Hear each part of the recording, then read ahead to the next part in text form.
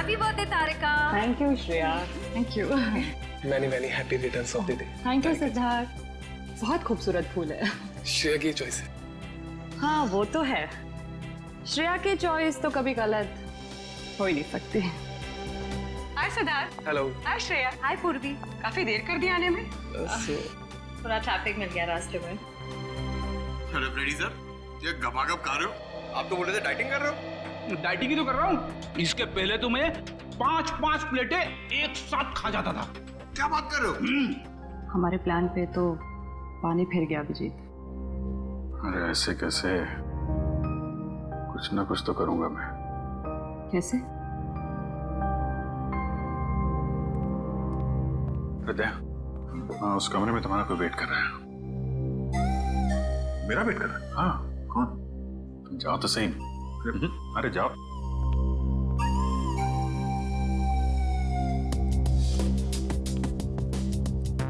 हे सिद्धार्थ, वो तुम्हें मेरी जासूसी नॉवेल्स की कलेक्शन देखनी थी ना?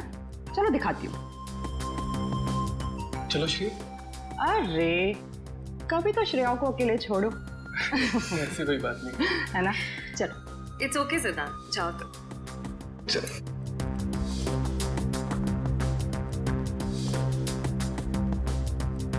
अरे श्रेया तुम यहाँ, वहाँ कमरे में कोई तुम्हारा वेट कर रहा है। कौन? अरे जाओ देखो तो सही। अरे सर।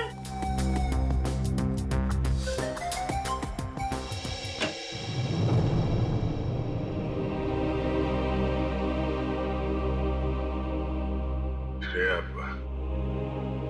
अच्छा किया तुम सिद्धार्थ को अपने साथ यहाँ ले आई। I am very sorry. उस दिन मैंने आपके साथ बहुत बुरा बिहेव किया था।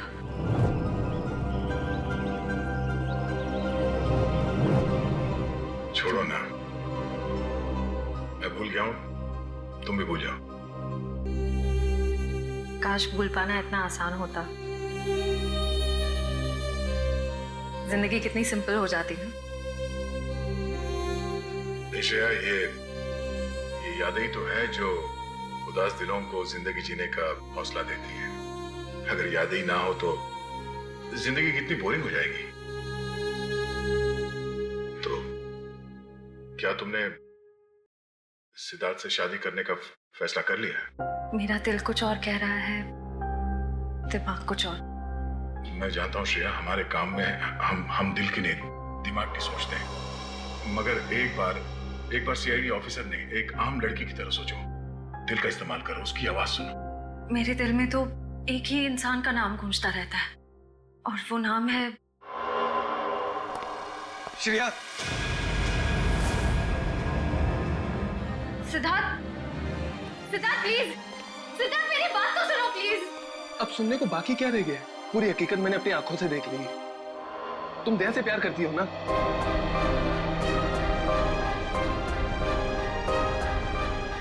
सिद्धार्थ, मैं इस बारे में तुमसे बात करने वाली थी। की क्यों नहीं? सिद्धार्थ, काम इतना होता है, मौका ही नहीं मिला मुझे। मौका नहीं मिला? I just can't believe I heard that. Siddharth please मेरी बात तो सुनो। ये इतना आसान नहीं हो के। मैं आपको मेरी जगह रखकर तो सोचो, फिर पता चलेगा मैं किस अग्नि परीक्षा से गुजर रही हूँ।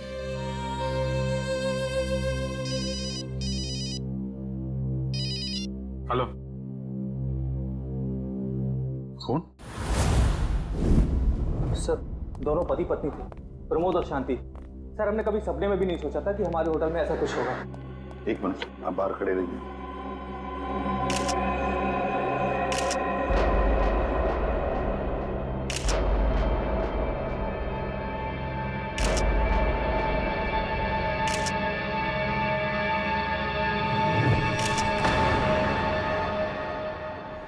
माय गॉड, दोनों की लाशें ऐसी इस अवस्था में।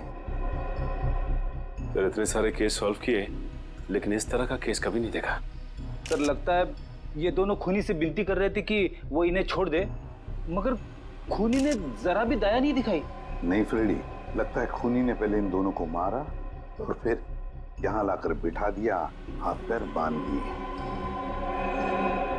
जिस तरह से इन दोनों को बिठाया कुर्सी में, लगता है खूनी हमसे कुछ कहना चाहता है। ये देखो, कम से कम 6-7 वार तो किए इस बेचारी पर। ऐसे इतनी बेरहमी से मारा है जैसे ये खूनी कोई सिर फिरा हो या फिर बदले की आग में ये सब किया है उसने। My God. सर, इस प्रमोद की पीठ पे भी वार किया गया है।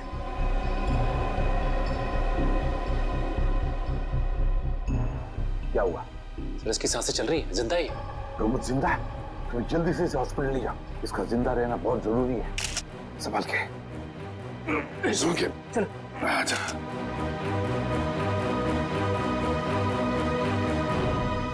एक बात बताओ, ये खूनी अंदर आया कैसे? किसी ने देखा कैसे? नहीं सर, ये सब रात में हुआ सर, और रात के वक्त इसकी ड्यूटी रहती है सर, इससे पूछिए आप। कैसे हुआ ये सब? सर, कुछ देर के लिए मेरी आंख लग गई थी रिसेप्शन डेस्क के ऊपर। तुम्हें शर्म नहीं आती ये कहते हुए कि तुम्हारी आंख लगी थी ड्यूटी पर? Sorry sir. एक बात बताओ, ये दोनों प्रमोद और शांति कब से रह रहे तुम्हारी होटल में? सर, पिछले 6 दिनों से रह रहे थे और आगे भी 1 महीने रहने का प्लान था सर। क्यों, कुछ बताया इन्होंने? सर, प्रमोद जी की नई नौकरी लगी थी, नासिक से इस शहर में नए आए थे, उन्हें अपना घर नहीं मिला, इसीलिए होटल में रह रहे थे सर। ठीक है, जाओ। वंश, प्रमोद और शांति, इन दोनों की पूरी जानकारी चाहिए मुझे।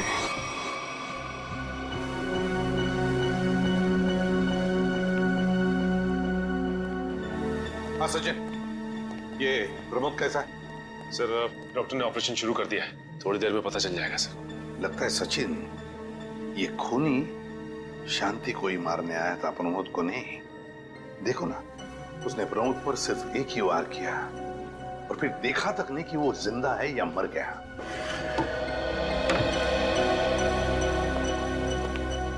हाँ डॉक्टर साहब, कैसा है प्रमोद? हमने प्रमोद को बचा तो लिया है, मगर मगर क्या? वो कोमा में चले गए हैं। कोमा में? लेकिन डॉक्टर साहब, प्रमोद को होश तो आ जाएगा ना? हम तो अपनी तरफ से पूरी कोशिश करेंगे, मगर कुछ कहा नहीं जा सकता। Thank you. कुछ भी हो, प्रमोद होश में आना ही चाहिए। खूनी को सिर्फ प्रमोद ने ही देखा है। डॉक्टर साहब, शांति की लाश से कुछ पता चला? दया, मौत की वजह तो तुम लोगों को क्राइम स्पॉट पे ही पता चल गई होगी। पेट पर चाकू के इतने सारे घाव हैं, उसी की वजह से मौत होगी बेचारे की। हाँ, वो तो हमें पता चल गया था। उसके अलावा कुछ और? हाँ, एक खास बात, 2 महीने पहले इसका किडनी का ऑपरेशन हुआ था। ये देखो, इसमें एक फोटो है। किडनी का ऑपरेशन? वंश, पता करो शहर के किस हॉस्पिटल में शांति के किडनी का ऑपरेशन हुआ था। और सर, वो क्राइम सीन पे जो खून मिला था वो शांति और प्रमोद का ही है। खूनी ने खून करने से पहले एक कदम फूंक कर रखा है। हाँ, काफी प्लानिंग की है खूनी ने इस जुर्म को अंजाम देने के लिए। उसे पता था कि ये प्रमोद ऑफिस से कितने बजे वापस आता है और वो होटल के कमरे में पहुंच गया जब दोनों मौजूद थे।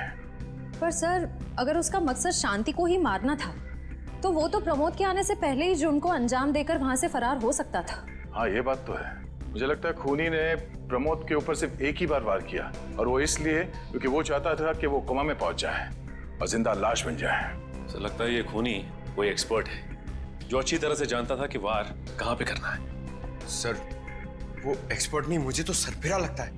वरना मारने के बाद इन्हें प्रार्थना की पोजीशन में क्यों बैठा था? कोई तो गहरा कारण है सबके पीछे जो इस खूनी के अतीत से जुड़ा हुआ है। क्या प्रमोद की बीवी का खून हो गया और प्रमोद कोमा में है? जी हाँ। खैर, ये बताइए कि पिछले कुछ दिनों से प्रमोद का स्वभाव कैसा था? क्या वो डरा डरा रहता था या कुछ और अजीब बात? नहीं, ऐसा तो कुछ नहीं था। पर हाँ सर, मैंने उनको काम में बहुत सारी गलतियां करते देखा। साफ साफ बताइए, प्रमोद किस तरह की गलतियां कर रहा था? बेसिक अकाउंटिंग की गलतियां। मुझे तो हैरानी हो रही थी कि इतने काबिल और इतने क्वालिफाइड इंसान ऐसे बच्चों वाली गलतियां कैसे कर सकता है कोई। वो तो अच्छा हुआ कि मैंने उनकी गलती देख ली, वरना पूरी अकाउंट शीट खराब हो जाती। सर, मुझे तो लगता है उन्हें काम आता ही नहीं था। ऐसा कैसे हो सकता है? वो जिस कंपनी से आए थे वो तो बहुत बड़ी कंपनी थी, और कोई भी बड़ी कंपनी किसी ऐसे आदमी को अपने यहाँ नौकरी पर क्यों रखेगी जिसे उसका काम ही नहीं आता हो। अब तो इस प्रमोद की सारी कुंडली निकालनी पड़ेगी। तो पति पत्नी प्रमोद और शांति एक नंबर के धोखेबाज थे। इनके सारे सर्टिफिकेट्स और डॉक्यूमेंट्स नकली हैं, स्कूल और कॉलेज हर जगह के। ऐसी क्या वजह हो सकती है जिस वजह से 420 करके ये उस फाइनेंस कंपनी में काम कर रहा था? ये उस प्रमोद को वहाँ काम करके क्या फायदा हो सकता है? इस सवाल का जवाब तो उसी वजह से जुड़ा है निखिल, जिसकी वजह से इस प्रमोद की हत्या की गई। पर वजह जो भी हो, उस वजह का पता तो सीआईडी निकाल ही लेगी। लेकिन सर, हो सकता है इन दोनों का नाम भी नकली हो सकता है। ऐसा भी हो सकता है कि ये दोनों असली प्रमोद और शांति हो ही ना, बल्कि कोई बहरूपिये हों जिन्होंने उन दोनों की जगह ले ली हो सकता है। एक सेकंड। हेलो, हाँ बोल रहा हूँ। हाँ, कौन सा hospital? Okay, thank you so much. क्या हुआ निखिल? हमारा अंदाजा सही निकला। 2 महीने पहले पुणे की मोती हॉस्पिटल में इस प्रमोद की पत्नी का एक ऑपरेशन हुआ था। वहाँ प्रमोद की पत्नी का नाम शांति नहीं बल्कि विनीता लिखा हुआ है। विनीता? मोती हॉस्पिटल, पुणे।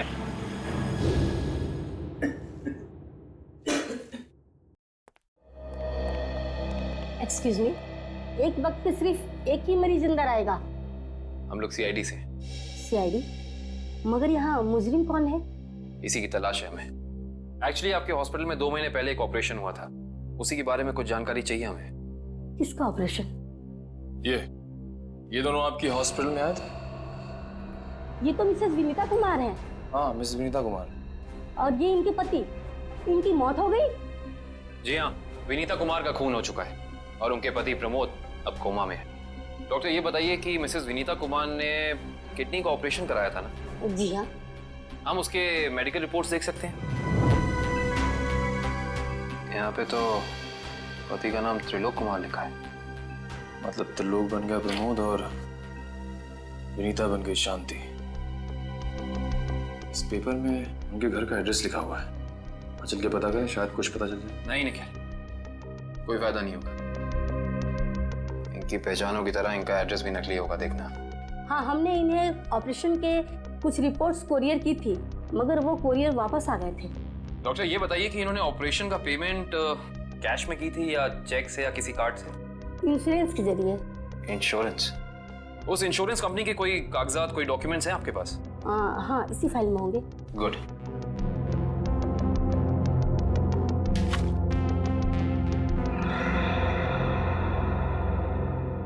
बिज हेल्थ इंश्योरेंस। अंकित, सभी अकाउंट्स और सभी खाते अच्छी तरह से बंद हो जाने चाहिए। कल शाम 5 बजे तक ऑडिटर आ जाएगा।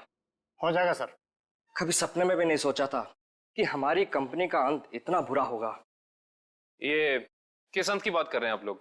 जरा विस्तार से समझाइए। अगर आप अपने पैसे वापस लेने आए हैं तो भूल जाइए, क्योंकि जब तक अदालत अपना फैसला नहीं सुना देती तब तक हम किसी के रुपए वापस नहीं कर पाएंगे। पैसे वापस लेने नहीं, इंसाफ करने आए हैं हम लोग सीआईडी से। ओह, तो हमारी शिकायत सीआईडी वालों तक भी पहुंच गई है। शिकायत? ऐसा क्या कर दिया आपकी इस कंपनी ने? हमारी कंपनी ने नहीं, उस त्रिलोक ने आसमान की तरफ प्रगति करती हुई हमारी कंपनी के नाम को रातों रात मिट्टी में मिला दिया और हमें दिवालिया कर दिया उसने। त्रिलोक? एक सेकंड, आप इस त्रिलोक की बात तो नहीं कर रहे? हाँ हाँ, यही तो है वो। पर इसे क्या हुआ? किसी ने इसकी जान लेने की कोशिश की है। फिलहाल ये कोमा में। ये तो होना ही था, इतने लोगों को जो धोखा दिया इसने। किस धोखे की बात कर रहे हैं? हमारी कंपनी के क्लाइंट्स को झूठे सपने दिखाकर कहा कि सबके पैसे एक ही महीने में 2 गुना कर दूंगा, पर सबके पैसे बटोरकर 9 तो 11 हो गया वो। और क्लाइंट हमारी कंपनी से पैसे वापस मांग रहे हैं। बैंकक्रप्ट हो गया। इतने सालों से कंपनी की बनी बनाई इज्जत मिट्टी में मिल गई। खोए हुए पैसे और खोई हुई इज्जत तो फिर से कमाई जा सकती है, पर खोई हुई जान तो वापस नहीं आ सकती ना। क्या त्रिलोक ने किसी की जान भी ली है? हाँ, हमारी कंपनी के सीईओ अनुज जी, जो कि सदमे को बर्दाश्त नहीं कर पाए और दिल का दौरा पड़ने से उनकी मौत हो गई। कहीं ये सारा हमला अनुज जी का कोई करीबी तो नहीं कर रहा है? अनुज जी की मौत का बदला लेने के लिए? हो सकता है। अनुज जी के परिवार में कौन कौन है? उनकी पत्नी सुधा, जो कि अभी सदमे में है, और उनका बेटा विक्की। विक्की? इस विक्की का फोन नंबर दीजिए जरा। विक्की के फोन का सिग्नल यहीं आसपास बता रहा है। होगी अच्छा, अभी अभी मागाधीर रोड की तरफ मुड़ा है। मागाधीर?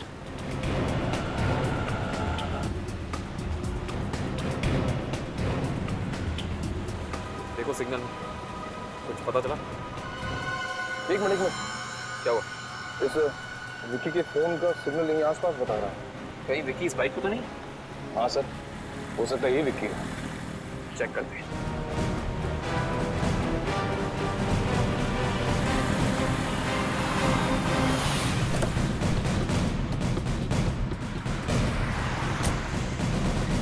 सुनो भाई साहब, तुम ही विकी हो? हाँ, और ये क्या बदतमीजी है? तुम लोग मेरा नाम कैसे जानते हो? तुम्हारा नाम और तुम्हारे सारे कारनामों के बारे में जानते हैं हम। सीआईडी। सीआईडी? इस शहर में क्या कर रहा है? हाँ? कुछ काम था, और तुम लोग मेरा पीछा क्यों कर रहे हो? बकवास बंद कर। दो खून करके भाग रहा हो, कह रहा है सीआईडी पीछा क्यों कर रही है? मैंने कोई खून नहीं किया है। अच्छा, त्रिलोक और विनीता का खून नहीं किया तुमने? त्रिलोक और विनीता मर चुके हैं? ड्रामा बनकर अपना पूरा इतिहास है तेरा हमारे पास।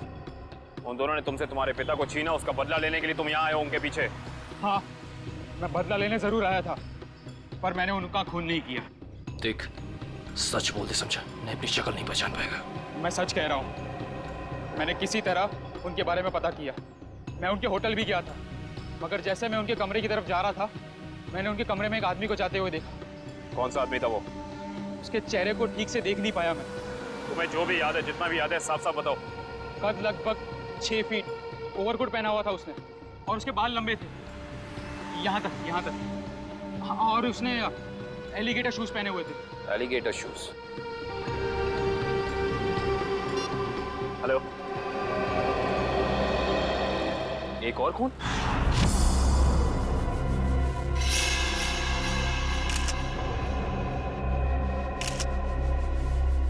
लाश ऐसे अजीब ढंग से क्यों बैठा है?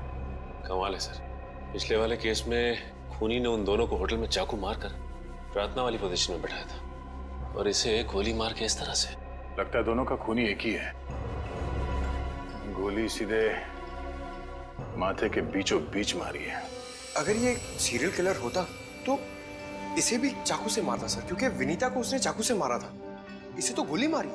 हाँ, मगर लाशों को ऐसे एक ही ढंग से बिठाना क्या दो अलग अलग खूनी करेंगे? मुझे लगता है दोनों का खूनी एक ही है, और जिस वक्त इस तिग्मांशु का खून हुआ, लगता है खाना खाने ही वाला था।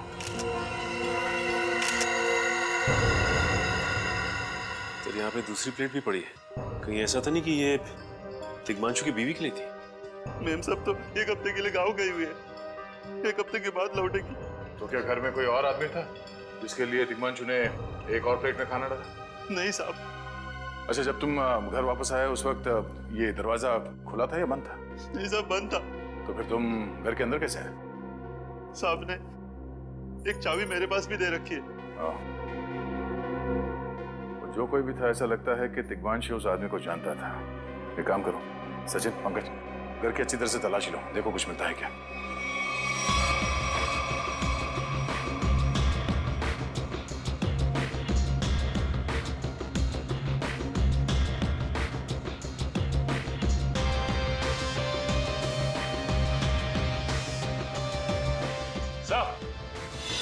हाँ सचिन, सचिन, ये देखिए सर, यहाँ से शीशा निकाला गया है, चिटकनी खोली गई है, तो यहाँ से बाहर जाने का रास्ता भी है। मतलब कोई अंदर यहाँ इस खिड़की से आया था?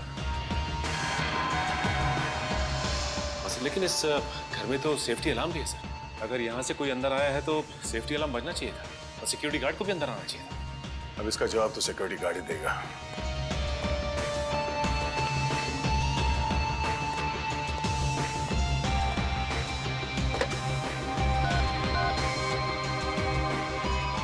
हेलो सिक्योरिटी, अच्छा आज दोपहर को तिग्मांशु जी के घर से अलार्म बजा था? तो फिर आप चेक करने के लिए उनके घर पे क्यों नहीं आए? ओ आई सी, पिछले हफ्ते भी? ठीक है, थैंक यू। क्या बोला सर ये सिक्योरिटी वाला? सिक्योरिटी का कहना है कि अलार्म बजा था और उन लोगों ने घर में फोन भी किया, तो तिग्मांशु जी ने कहा कि गलती से अलार्म बज गया, इसलिए वो लोग ऊपर नहीं आए। सर, हो सकता है तिग्मांशु ने मजबूरी में कहा। खूनी ने उसके सर पे गन तान दी हो? कुछ कह नहीं सकते।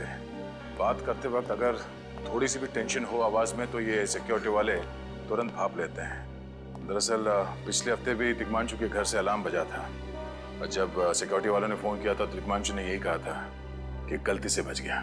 सर ये खूनी काफी चालाक लगता है, खेल खेल रहा है। देखते हैं, जरा देखो इस घर में कुछ और मिलता है क्या। खूनी ने कोई ना कोई सुराग जरूर छोड़ा होगा, चेक करो।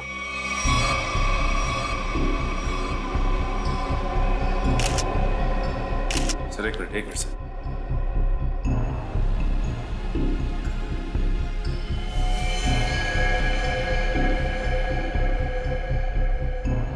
ये देखिए सर, खून। खून यहाँ कैसे? कहीं खूनी का तो नहीं है खून? ये तो डॉक्टर सालों के ही बताएंगे। वो खून किसका है ये अभी पता चल जाएगा। तारिक आती होगी रिपोर्ट लेकर के। डॉक्टर साहब, इस तिग्मांशु के बारे में कुछ और पता चला? हाँ। वो कैसे? इसे गोली मारने से पहले बेहोश किया गया था। क्या? इसे बेहोश किया था? इसके खून में मुझे एक खास किस्म की दवाई के अंश मिले जो अक्सर इंसान को बेहोश करने के लिए दी जाती है, और वो दवाई इसे इंजेक्शन के जरिए दी गई थी। ये देखो। सर बहुत ही अजीब बात है। अगर खूनी इसे मारना चाहता था तो सीधा गोली मारकर इसका काम तमाम कर सकता था। फिर ये जहर की दवाई क्यों दी होगी? और सर एक और बात पता चली, तिग्मांशु जिस हालात में हमें मरा हुआ मिला था वो एंशिएंट कल्चर के हिसाब से प्रार्थना करने की पोजीशन, खाना खाने से पहले। तो फिर तो शांति और तिग्मांशु दोनों का खूनी एक ही आदमी है। ये खूनी के लिए ये हत्याएं जुर्म नहीं, एक जश्न है। इसीलिए उसने टेबल पे ये प्लेटें सजाई, उसमें खाना रखा, एक अपने लिए और एक तिग्मांशु के लिए। और सर तिग्मांशु को प्रार्थना की पोजीशन में बैठा के उसने गोली मार दी। सर मैंने कहा था ना, ये खूनी एकदम सरफिरा है सर।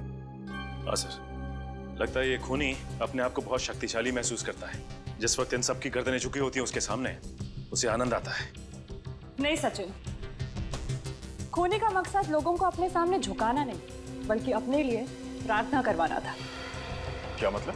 ये रही उस खून की रिपोर्ट। ये खून ना ही तिग्मांशु का है और ना ही उसके घर वालों का। ये खून उस खूनी का ही है। खूनी का? मगर वहां तो हाथापाई के कोई निशान नहीं मिले और उस जगह को देख के ऐसा लगा भी नहीं कि तिग्मांशु ने सेल्फ डिफेंस में खूनी के ऊपर हमला किया होगा। वो इसलिए दया क्योंकि ये खून खूनी ने अपने मुंह से थूका था। हमें इसके खून में से इसके सलाइवा के कुछ अंश भी मिले। उसकी तबीयत खराब है क्या? हाँ, वो बीमार है। उसके खून में एथिमोलाइसिन नाम की दवाई का अंश मिले हैं और उसका कीमोथेरेपी हुआ था। इसका मतलब उसे कैंसर है, ब्रेन का कैंसर, लास्ट स्टेज का ब्रेन कैंसर। इसीलिए वो लोगों से अपने लिए प्रार्थना करवा रहा है ताकि उसकी बीमारी ठीक हो जाए। हमारे क्रिमिनल डेटाबेस में चेक करो, पता करो ये कोई पुराना पापी तो नहीं है। नहीं सर, उस खूनी का हमारे क्रिमिनल डेटाबेस में कोई रिकॉर्ड नहीं है। कोई इतिहास नहीं है? नहीं सर। सर तिग्मांशु की पूरी कुंडली निकाल के लाओ सर। प्रमोद की तरह इसकी पहचान भी नकली है। What? हाँ सर, ये देखिए, उसका असली नाम राकेश है और जिस तरह प्रमोद को चासू बीसी की आदत थी, ठीक उसी तरह राकेश भी भूली भाली लड़कियों को फंसाता था शादी के झांसे में। कई लड़कियों ने आत्महत्या किया इस तिग्मांशु और राकेश के चक्कर में। हाँ सर, शादी के बाद उनके पैसे लेके ये गायब हो जाता। सर इसका मतलब खूनी ने दो ऐसे लोगों को मारा जो पहले से मुजरिम थे। शायद उसने सोचा होगा कि मरने से पहले कुछ अच्छे कर्म कर लूं। नहीं श्रेया, जरूर कोई रिश्ता रहा होगा उसका इन दोनों अपराधियों के साथ। पता करो इन दोनों अपराधियों का केस किस पुलिस स्टेशन में फाइल किया गया था? सर, ब्रेन कैंसर के जितने भी पेशेंट्स हैं शहर में, उन सबकी लिस्ट मिल गई है सर। कुल मिला के ऐसे 50 पेशेंट्स हैं, जिसमें से 10 पेशेंट्स ऐसे हैं जो कैंसर की लास्ट स्टेज पे हैं। उनमें से 4 औरतें हैं, बचे 6। हाँ सर, और इन 6 में से 4 ऐसे हैं जो 70 साल से ऊपर के बुजुर्ग हैं। अब बचे 2, ये उदय और भानु। तुम इन दोनों से मिले? हाँ सर, ये उदय 6 महीने से हॉस्पिटल में है। और भानु? भानु सर 1 महीने से हैदराबाद में। ये कैसे हो सकता है सचिन? अगर वो मुजरिम इसी शहर में है तो कहीं ना उसका इलाज चल रहा होगा ना कहीं से वो दवाई खरीदता होगा। वांची सर, इस शहर में जितने भी केमिस्ट है जहाँ पे ब्रेन कैंसर की दवाइयाँ बेची जाती है, उन सब की लिस्ट चाहिए मुझे। सब पता चल गया। त्रिलोक और राकेश दोनों के खिलाफ एक ही थाने में केसेस दर्ज किए गए थे जगतपुरी थाने। इस केस का पूरा इतिहास जगतपुरी थाने से ही पता चलेगा। Excuse me, yes. आपकी दुकान पे ब्रेन कैंसर की दवाइयाँ बेची जाती हैं? जी हाँ, हमारी दुकान उन चुनिंदा दुकानों में से है जहाँ ये दवाई आपको मिलेगी। वैसे ये दवाइयाँ बहुत कम लोग खरीदते होंगे, नहीं? जी बहुत महंगी है एक्चुअली। अच्छा, जो लोग ये दवाइयाँ खरीदते हैं उनकी लिस्ट मिल सकती है हमें?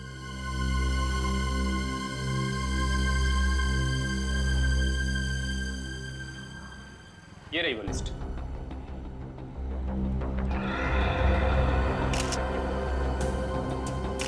तपन, उदय और नितिन, ये तीनों लोग तो उस मरीज की लिस्ट में थे।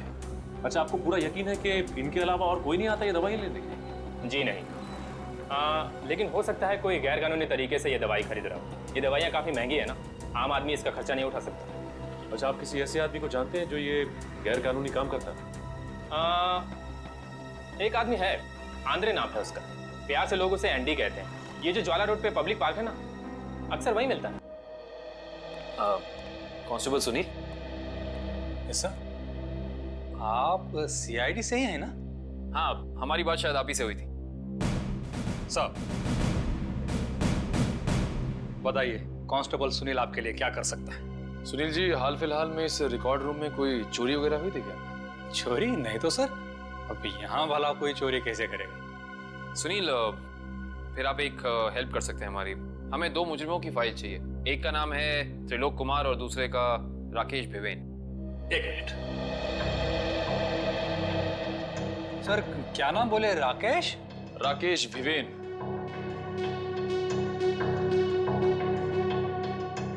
कमाल है, इसकी फाइल तो है नहीं यहाँ। अच्छा, वो दूसरा नाम क्या बोले? त्रिलोक? त्रिलोक कुमार।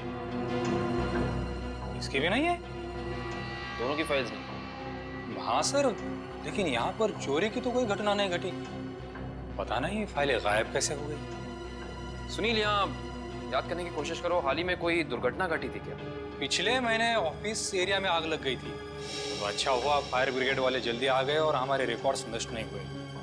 जरूर ये आग भी जानबूझकर लगाई गई थी। आग लगने की वजह क्या थी? वो बताया गया कि मेन स्विच बोर्ड के अंदर शॉर्ट सर्किट हुआ था। कोई इलेक्ट्रिशियन भी आया था काम करने के लिए। जरूर वहीं छेड़छाड़ की गई है। उस इलेक्ट्रिशियन का कोई आता, कोई पता, कोई कांटेक्ट है? दूसरे कांस्टेबल के पास था, लेकिन वो तो रिटायर होकर गांव चले गए। हाँ, कोई बात नहीं। सुनील, एक काम करिए, आप चेक करके बताइए कि और किन किन मुजरिमों की फाइल्स यहाँ से गायब हुई हैं। पता तो चले आखिर अगला शिकार है कौन इस अनोखे खूनी का। ये ले पैसे। अरे ये दवाइयाँ तो असली है ना। अरे अंकल जी, ये जो शक की बीमारी है ना, कैंसर से भी ज्यादा खतरनाक है। अगर आपको यकीन नहीं है कि ये दवाई असली है या नहीं, तो खुद जाकर दुकान से क्यों नहीं खरीद लेते? अरे तुम तो बुरा मान गए, मैं तो बस ऐसे ही पूछ रहा था, मेरा मतलब वो नहीं। जानते हो, इस तरह से दवाइयाँ बेचना और खरीदना दोनों गैर कानूनी है। बाकी तुम्हारा कोई फायदा नहीं है। मैंने सुना था कि सीआईडी बड़े-बड़े केस हैंडल करता है। मैं तो छोटा-मोटा चोर हूँ, जाने दो साहब। हाँ मिस्टर छोटे चोर, ये बताओ कि तुम्हारे पास से ये दवाइयाँ खरीदने के लिए कोई ऐसा आदमी आता जो 6 फीट लंबा था और लंबे लंबे बाल थे उसके, और वो एलिगेटर वाले शूज पहनता था? हाँ, वही जो आगे से नुकीला होता है। हाँ, आया था चिराग। आप लोग चिराग को ढूंढ रहे हो? हाँ। कहाँ मिलेगा ये चिराग? चिराग? लगता है चिराग घर पर नहीं है। कमरे अच्छी तरह से चेक करो, देखो कुछ मिलता है क्या। पंकज, कंप्यूटर चेक करो।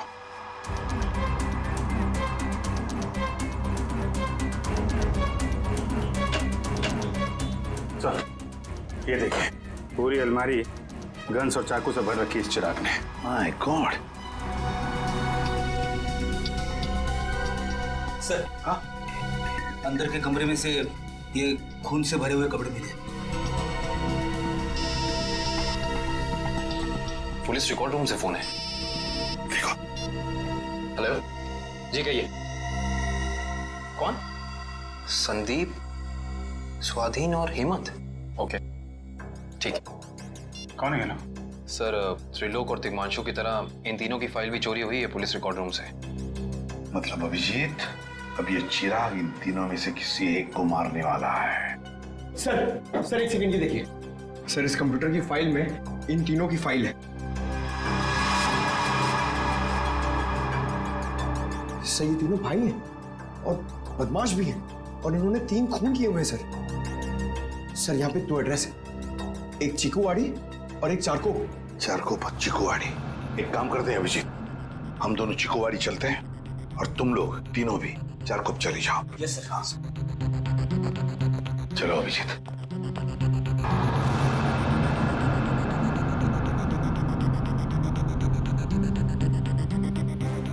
क्या हुआ सर? अभिजीत ये पेन, ये मेरा पेन है अभिजीत। आपका पेन? यहाँ पे कैसे सर? ये पेन मैंने जग्गा को दिया था, जग्गा को। जग्गा सर? वो आपका खबरी? हाँ अभिजीत मेरा खबरी। मगर जग्गा तो मर चुका है सर। हाँ अभिजीत तो मर चुका है, लेकिन जिस खून में तलाशी करने में मदद की थी जग्गा ने हमारी, उस वक्त वो खून भी इसी तरह हो रहे जैसे आज हो रहे हैं। खून करने के बाद लोगों को प्रार्थना की पोजीशन में रखा जाता है।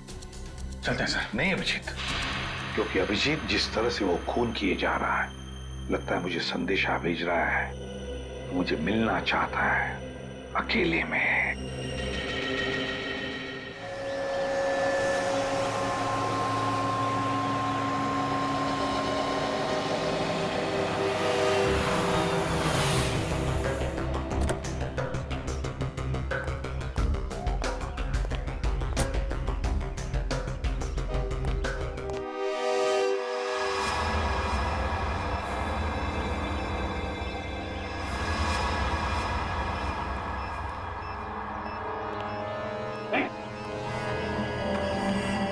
प्लीज हमें बचा लीजिए, किसी तरह हमें मार डालेगा।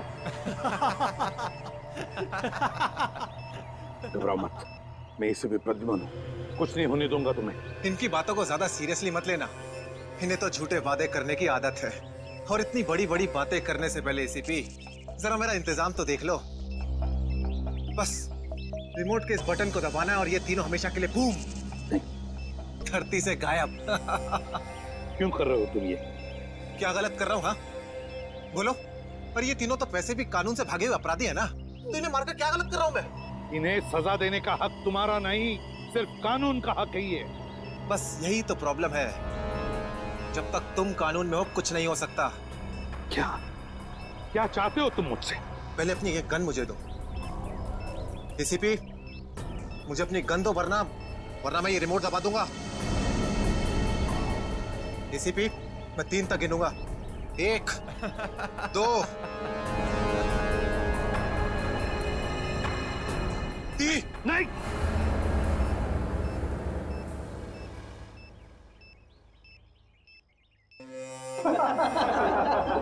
बहुत अच्छे, बहुत अच्छे। तो तुम जानना चाहते थे ना कि मैं तुमसे नफरत क्यों करता हूँ? हाँ। जग्गा खबरी का नाम ध्यान है? याद है मुझे। मैं उन्हीं का बेटा हूँ। पता चल चुका था मुझे। एसीपी तुमने मेरे पिताजी से वादा किया था ना कि तुम उनका बाल भी बाका नहीं होने दोगे, फिर क्यों नहीं बचा सके उन्हें? बोलो। देखो चिराग, तुम्हारे पिताजी की मौत का बोझ आज भी मेरे दिल पर है। बंद करो ये तुम्हारा नाटक। उस वक्त कहाँ थे तुम जब मेरे पिताजी की मौत के बाद मैं और मेरी माँ दर दर की ठोकरें खा रही थी? खाने के पैसे तक नहीं थे हमारे पास। तो तुम मेरे पास चले आते, मैं कुछ मदद कर सकता था तुम्हारी। क्या कर लेते तुम? हाँ, सिवाय झूठे वादों के। तुम्हें पता है एसीपी, मुझे कैंसर है, आखिरी स्टेज, और ये इसीलिए क्योंकि मेरी माँ के पास पैसे नहीं थे मेरे इलाज के लिए। मैं तुम्हारा दुख समझ सकता हूँ चिराग, तुम्हारी तकलीफ समझ सकता हूँ, मगर इन तीनों ने क्या बिगाड़ा है तुम्हारा? तुम इन तीनों की जान बचाना चाहते हो? हाँ। तो तुम्हें अपनी बलि देनी होगी। क्या मतलब? मतलब तुम इस बिल्डिंग से छलांग लगानी होगी, ताकि फिर कोई जग्गा खबरी सीआईडी का शिकार ना बने।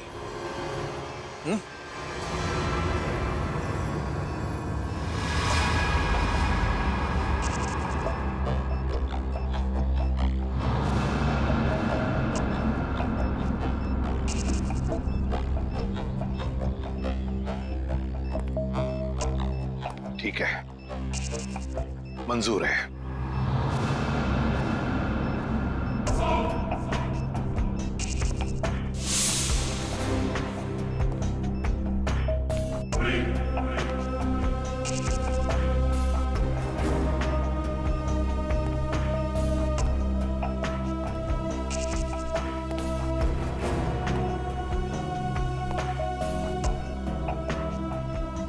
एसीपी, चढ़ो।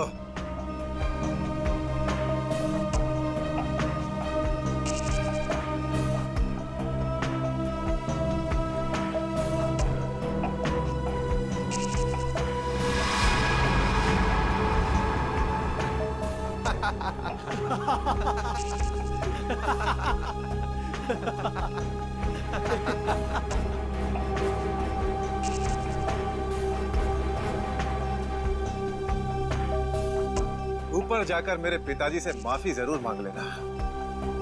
क्या हुआ? मौत को इतना नजदीक देखने से पांव कांपने लगे? एसीपी आज तक अपनी मौत को अपनी हथेली पर लेकर ही चला है, समझे? मौत से कभी डरा नहीं है वो। इतनी बड़ी बड़ी बातें, अब बातों का वक्त नहीं है, अब एक्शन का वक्त है। कूदो एसीपी, छलांग लगाओ और अपनी ये बेहतरीन जिंदगी को अलविदा कह दो। चलो। 1 मिनट, मैं जरूर कूदूंगा, लेकिन तुम पर कैसे विश्वास कर सकता हूं कि मेरे कूदने के बाद तुम इन तीनों को छोड़ दोगे? तुम्हारे पास और कोई चारा भी नहीं है। कूदो एसीपी, वरना मैं इस रिमोट का बटन दबा दूंगा।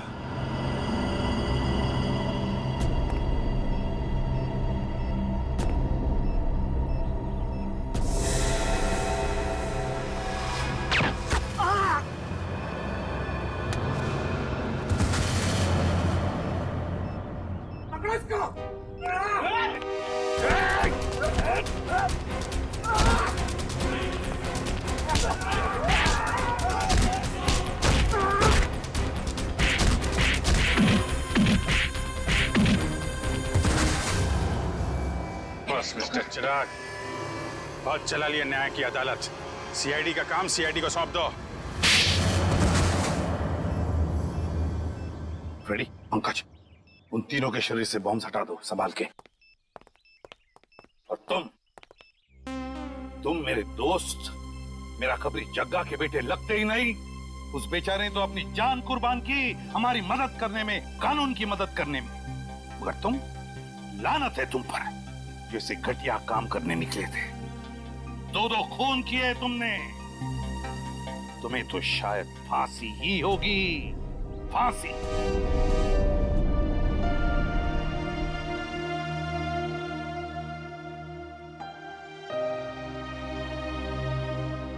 बड़े बुजुर्ग कह गए कि अगर कोई चिंता सताए तो उस चिंता को अपने कलेजे के अंदर अंगार बनने नहीं देना चाहिए। कलेजा चल जाता है। मुझे कोई चिंता नहीं सता रही है। In fact I think I am the luckiest girl in the world right now. CID में सब मेरे काम से खुश हैं।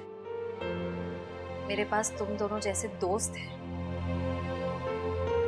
मेरी शादी होने वाली है। एक लड़की को और क्या चाहिए होता है? शायद प्यार। प्यार भी तो है ना मेरे पास। मम्मी पापा का प्यार, दोस्तों का प्यार और सिद्धार्थ का प्यार। जुबान की बात दिल से मेल नहीं खा रही है श्रेया। मतलब ये कि दिल की बात जुबान पे लाने का वक्त आ गया है श्रेया। वो श्रेया कहाँ गई? हाँ, जो अपने सारे डिसीजंस खुद लेती थी, जिससे पता था कि उसको अपनी जिंदगी में क्या चाहिए। हाँ श्रेया, अब वक्त आ गया है। तुम्हें किसी एक को चुनना ही होगा। और अगर तुमने एक स्ट्रॉन्ग डिसीजन नहीं लिया ना, तो उसका असर तुम्हारी जिंदगी पर नहीं, बाकी 2 जिंदगियों पर भी पड़ेगा। मैं क्या डिसीजन लूं? किसे चुनूं? उस इंसान को जिसे मैं बहुत प्यार करती हूं, पर उन्होंने कभी अपने प्यार का इजहार नहीं किया। या शायद वो मुझसे प्यार करते ही नहीं। या फिर उस इंसान को जो मुझसे बहुत प्यार करता है, मुझे पलकों पर बैठा कर रखता है। मगर यहाँ पे इम्पोर्टेंट सवाल ये है कि तुम किससे प्यार करती हो? नहीं तारिका, यहाँ ये बात इम्पोर्टेंट है कि अब मैं पीछे नहीं हट सकती। मेरे किसी भी डिसीजन से ना सिर्फ सिद्धार्थ को, बल्कि उसकी और मेरी फैमिली को बहुत दुख होगा। बच्चों जैसी बातें मत करो श्रेया। हर माँ बाप चाहते हैं कि उनके बच्चे को जिंदगी की हर खुशी मिले। तुम सिद्धार्थ के साथ खुश नहीं रह पाई तो क्या अंकल आंटी खुश रह पाएंगे? और अगर तुम खुश नहीं रही तो क्या सिद्धार्थ खुश रह पाएगा? तुम्हारा एक कदम श्रेया बहुत सारी जिंदगियों को अफेक्ट करेगा। तुम बस दिल से काम लो। देखो, दिल हमेशा सही रास्ता दिखाता है। ठीक है, अब से मैं अपने दिल की बात सुनूंगी। अगर मैं किसी भी कदम पर कमजोर पड़ जाऊं तो तुम दोनों को मुझे सही रास्ता दिखाना होगा। हाँ, लेकिन एक शर्त पे। कैसी शर्त? तुझे आइसक्रीम खिलानी पड़ेगी। Of course. Sweet.